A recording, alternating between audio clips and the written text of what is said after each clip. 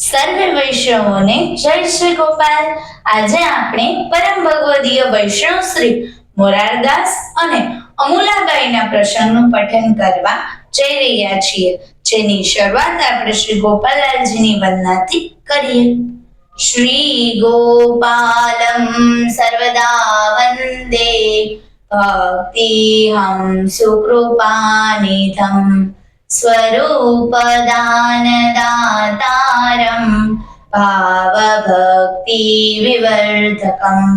प्रभु श्री गोपाललालजी આપણને આજ્ઞા આપે કે આ પ્રસંગનું આપણે પઠન કરીએ। બોલો પ્રભુ શ્રી ગોપાલ લાલ કી જય। મોરારદાસ અને અમુલાબાઈ આ બંને ભાઈ ભક્ત સોરઠિયા વાણિયા વૈષ્ણવ હતા અને ગોગા બંદરના નિવાસી હતા। श्री ठाकुर जी ना दर्शन કરવા બંને ભાઈ બહેન સદા આતુર અને હંમેશા સુરતા બાંધી ધ્યાન ધરતા। જાણે કે ઉડીને ત્યાં જઈ શ્રી ઠાકોરજીએ તેમની ઉપર પૂર્ણ કૃપા દર્શાવી તેની ત્યાં પધાર્યા અને દર્શન આપ્યા હતા। સહાય કરે અને જેને જેમાં ચિત્ત લાગે તે તેને ચોક્કસ મળે ધ્યાનમાં એવી શાસ્ત્રોની પણ રીત છે કે જેમાં એક ચિત્ત થાય તે તેને પ્રાપ્ત થાય। જેવી રીતે ભમરીમાં એવા એક ધ્યાન ધરવાથી પોતે ભમરી બની જાય છે। એ જ ગોગા બંદરની અંદર સોરઠિયા વાણિયા મોરારદાસ અને અમુલાબાઈ એમ એક ભાઈ બહેન હતા। તે શ્રી ગોવિંદજીના અમીન સેવક હતા। ઘરમાં પોતે નાણાવટીનો ધંધો કરતા। ઘરમાં લક્ષ્મીબાઈ અઢળક હતા કે જેનો ગરદા શ્રી ગોવિંદજીએ સેવા બજાવી દરેક રીતે ઉત્તમ હતા। હંમેશા આચાર વિચાર પણ સારો કરી આનંદ એક દિવસ મોરારદાસને અમુલાબાઈ કહેવા લાગ્યા, આપણે અઢળક લક્ષ્મી ભેગી કરી છે, પણ તે કઈ સાથે નહીં આવે।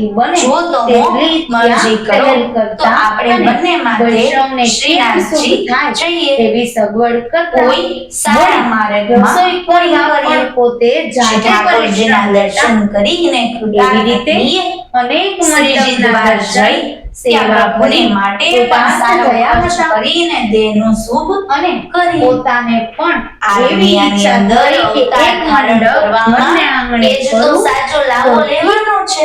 પણ માટે પૈસો ખર્ચીને પ્રભુની કૃપા થાય એવું કંઈક કરું તો મોરારદાસને બેનની આ વાત મનમાં સારી લાગી। કરીને તેથી મોરારદાસ કહેવા લાગ્યા, કે બેન તમે સાવ સાચી વાત કરો છો ને, હવે આપણે એવો કોઈ ઓછો આવે તે ઉપર જરૂર જઈશું, પણ એ વખતે તમે મને ફરીથી સંભાળજો।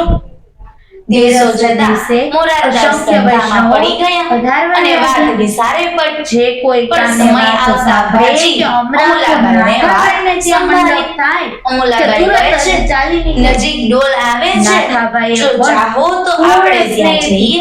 ઘણી જ સારી રીતે પણ ઘર કારજમાંથી સામાન્ય નહીં, આપણે જરી થઈએ। અને કીર્તનની અમુલાબાઈ કહે છે, જન્મોત્સવમાં જઈએ, સર્વેને થશે આનંદથી ભારી। શીતળ મોરારદાસ કહે છે કે ભલે મંડળીમાં મારાની કેળવણી કરે છે, જો ઈચ્છા છે બેન બહુ તારી। મળીને તે જેને વિપ્રયોગ થાય પછી તેને આ સંસાર અસાર લાગે છે, ગામમાં પધારવા માટે બધું જ આકરું લાગે છે, સર્વે જૂથ જીવ મારું મારું એવા મોહમાંથી છૂટી જાય છે। પછી એને સ્ત્રી દીકરા ભાઈ સોબતી પડવાર પણ ગમતા નથી, એને સંસારના કોઈ પણ સંબંધમાં મોહ નથી રહેતો। આ સંસાર સ્વપ્ન જેવો મોટો ભાસે છે અને અનુપમને દ્રઢતા થાય છે કે આ બધું જેને હું મારી માનું ગણું છું એ કોઈ દિવસ મારું નથી થવાનું। સર્વે સાથે પ્રસાદ પંચમાટીનું પુતળું સૌના મનમાં એમ છે કે આજે તો હાય માસ ધીરજ ભરેલા છે, તેમાં મોહ કરવાની ખુશી થઈ શું? ઘણું જ જ્યારે મોડું આ થઈ દેહ ગયું, જ પણ પોતાનો થયો નથી, છે તો કે પછી કોઈને ભાન એ નથી. દેહથી હવે કરેલા સાંભળો, કર્મો વૈષ્ણવ જૂથ પણ બિરાજતું પોતાના હોય ક્યાંથી તો રહે? સમયનો તો ભાન ના જ હિલોલ રહે ને. કરે છે અને સર્વે ઘડીકમાં પાછું થાક્યા બધું પાક્યા વિખાઈ સુવાની જાય. તૈયારી કરી એમાં નિંદ્રાની આ આદિ દુનિયાનું બની બધું ગયા. જ નાશવંત છે.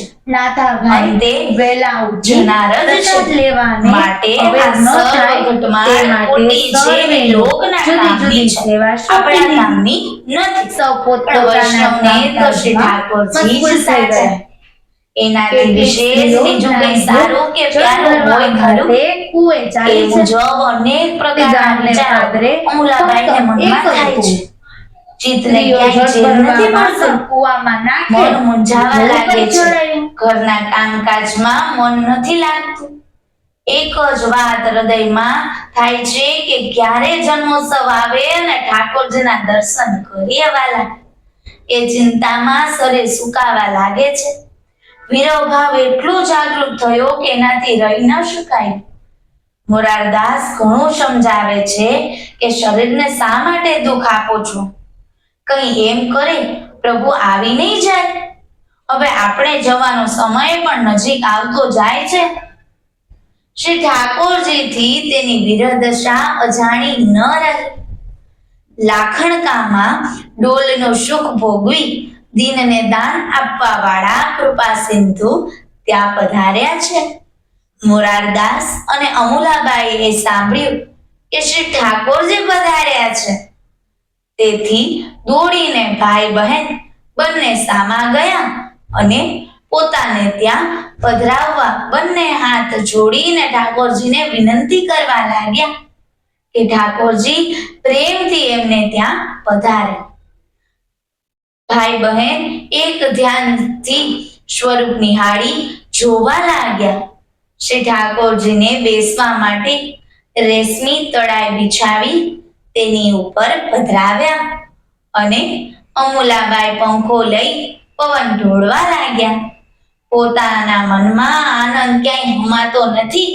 આરતીની તૈયારી કરે છે અને ત્યારબાદ અમૂલાબાઈ શ્રી ઠાકોરજીની આરતી કરે છે અને હૃદયમાં તો આનંદ ક્યાંય હમાતો નથી.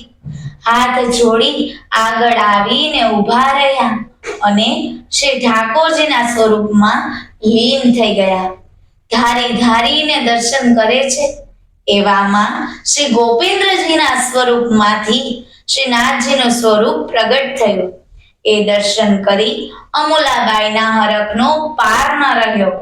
અહો, આ તો આપણે શ્રીનાથજીના દર્શન કરવા જેવું હતું, ત્યાં તો શ્રી ઠાકોરજીએ કૃપા કરી અહીં પધારી અમને દર્શન આપ્યા. મોરારદાસને પણ એ જ સ્વરૂપના દર્શન થયા. બંનેના મન મનોરથ શ્રી ગોપેન્દ્રજીએ ત્યાં જ પૂરા કર્યા. તેથી બંનેના હર્ષનો પાર ન રહ્યો. બંનેએ ચરણ સ્પર્શ કરી સાષ્ટાંગ દંડવત કર્યા અને વિનંતી કરવા લાગ્યા કે અમો દોષિત જીવ પર દયા કરો અને અમને શરણે લઈ કૃતાર્થ કરો. કારણ કે અમારું મન શ્રી નાથ દ્વારા દર્શન કરવા જવા માટે કલસી રહ્યું હતું. તેમાં આપે કરુણા વિચારી અહીં આવી અમોને દર્શન આપ્યા અને અમારી સાર કરી. એ મુજબ અનેક પ્રકારની તેની વિનંતી સાંભળી શ્રી ઠાકોરજી બહુ જ ખુશી થયા અને તેના સહકુટુંબીને નામ નિવેદન આપ્યું અને વૈષ્ણવ કર્યા. અનેક પ્રકારના વસ્ત્ર આભૂષણ તેમજ રોકડ રકમ ભેટ કરે છે. શ્રી ઠાકોરજીએ એ સર્વેનો અંગીકાર કર્યો. ત્યાં ભોજન કરી ત્યાંથી પધાર્યા. સેવકો હંમેશા તેમના જસ ગુણ કીર્તન કરી સ્મરણ કરે છે. એવા પરમ કૃપા પાત્ર મોરારદાસ તથા અમૂલાબાઈ હતા. તેની કૃપાનો પાર નથી. માટે જ લાગે જેમાં જેને પ્રીત મળે એને એ ખચિત, મળે એને એ ખચિત એવી દેખાય છે રીત. જો આ પ્રસંગના પઠનમાં અમારાથી કોઈ ક્ષતિ રહી ગઈ હોય તો તુલદાસાનું દાસ ચરણ જાણીને મને ક્ષમા કરજો. બોલો પ્રભુ શ્રી ગોપાલ લાલ કી જય.